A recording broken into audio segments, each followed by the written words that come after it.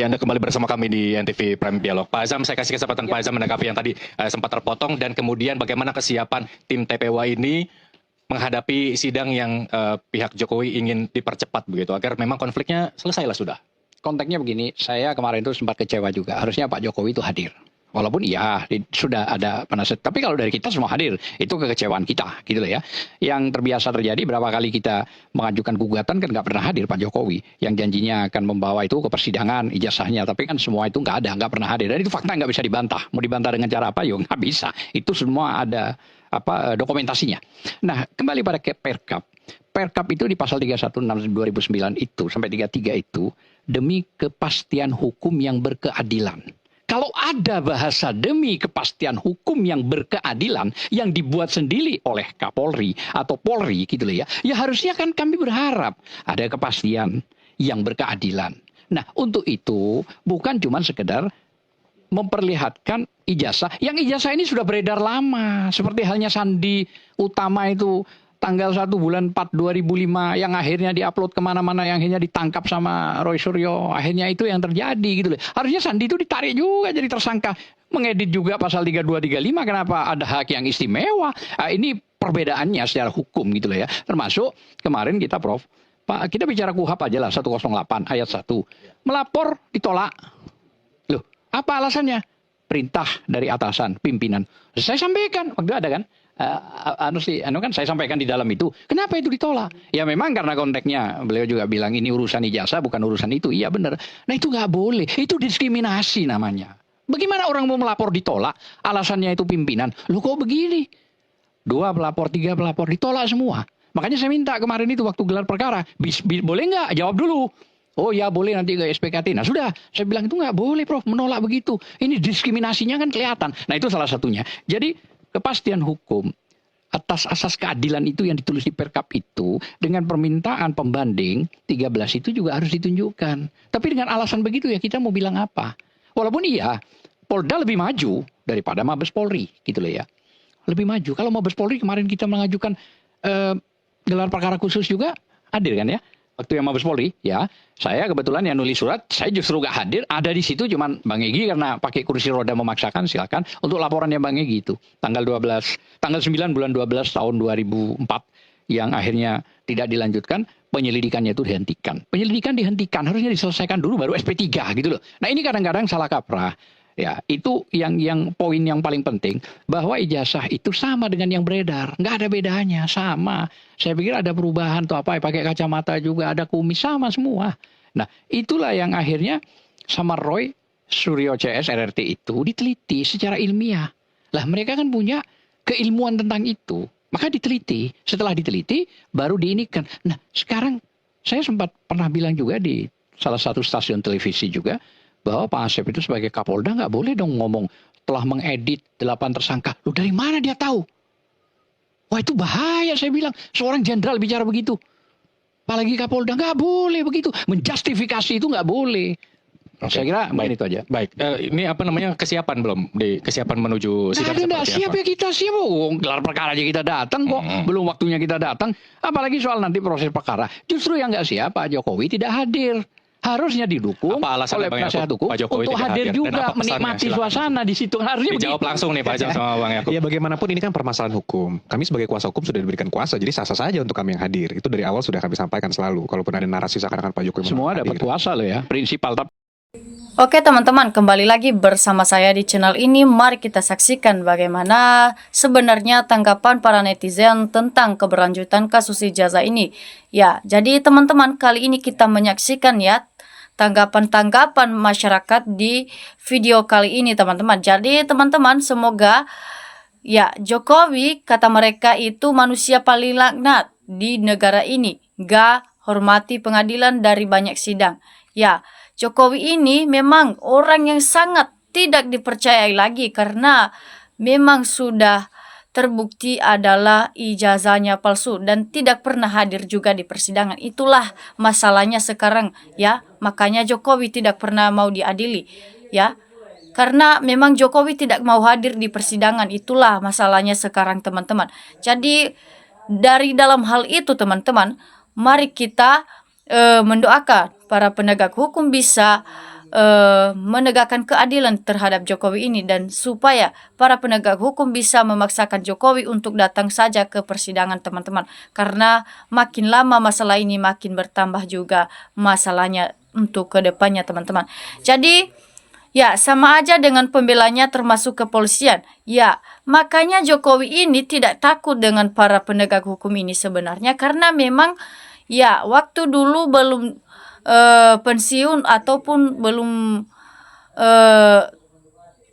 Jokowi masih presiden itu, masih belum dijadikan sebagai warga negara Indonesia ataupun rakyat biasa, maka Jokowi itu sudah kian memilih ya siapa saja Kapolri yang bisa membela kalau misalnya kasus ini akan terbongkar ke depannya. Maka Jokowi itu memang keras sekali mulutnya. Maka karena itu, supaya kepolisian itu bisa dipecat oleh Pak Prabowo ya, karena memang itu yang diangkat dari Jokowi dulu waktu menjabat. Jadi teman-teman, Jokowi nggak berani hadir karena dia nggak punya ijazah asli. Ya, memang betul pernyataan mereka ini, teman-teman.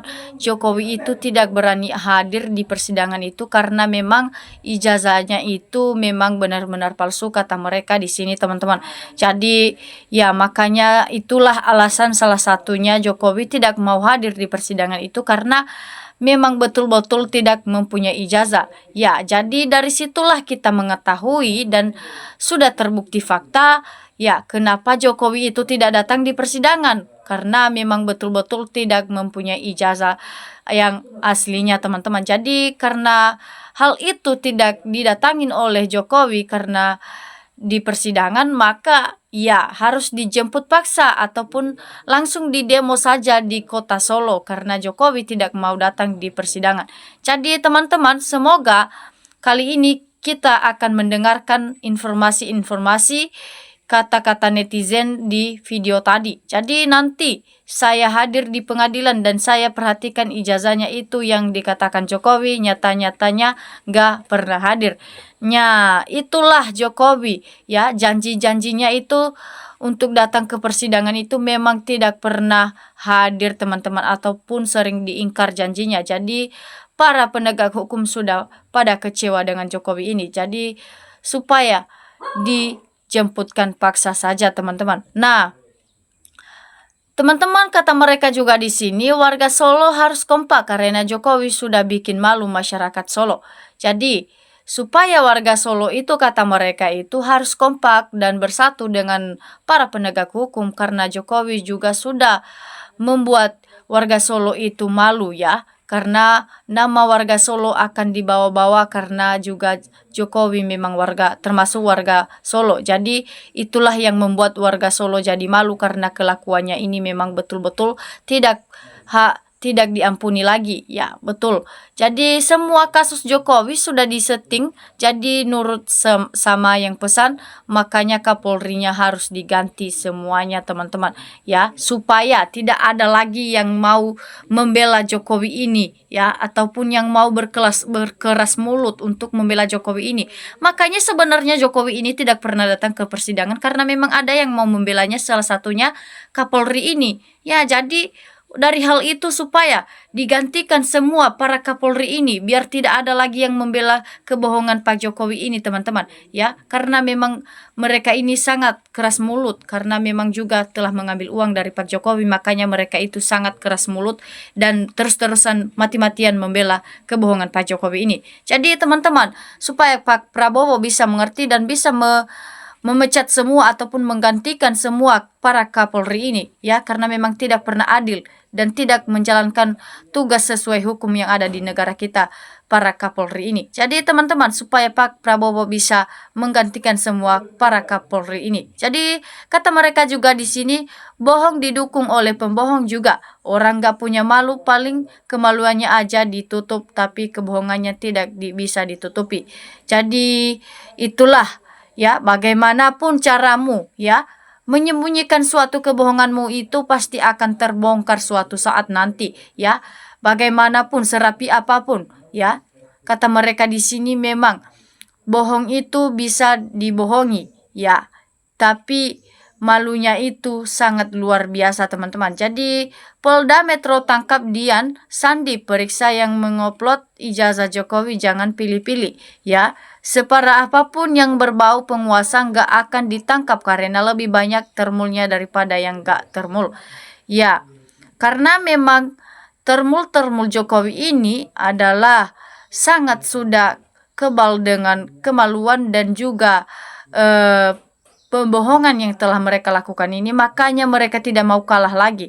Jadi supaya para termul ini akan dilengsarkan saja ataupun diseret saja di pengadilan.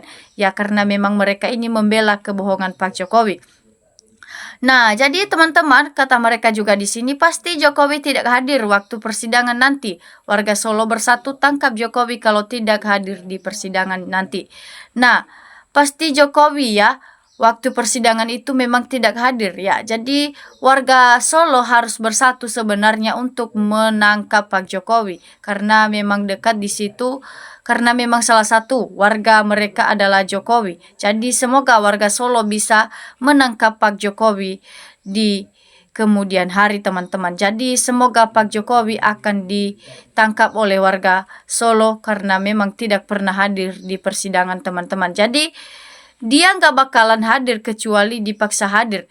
Ya, bagaimanapun cara kita dengan Pak Jokowi ini, tapi dia sudah sangat banyak berbagai alasan karena memang betul-betul Jokowi ini orang yang tidak bisa dipercayai lagi. Karena dia mau dipaksa ataupun mau gimanain tetap saja dia tidak pernah datang teman-teman. Jadi supaya hal ini bisa dipahami oleh Pak Prabowo karena masyarakat tidak pernah puas dengan tindakan yang diambil oleh para penegak hukum karena memang betul benar belum diadili Jokowi.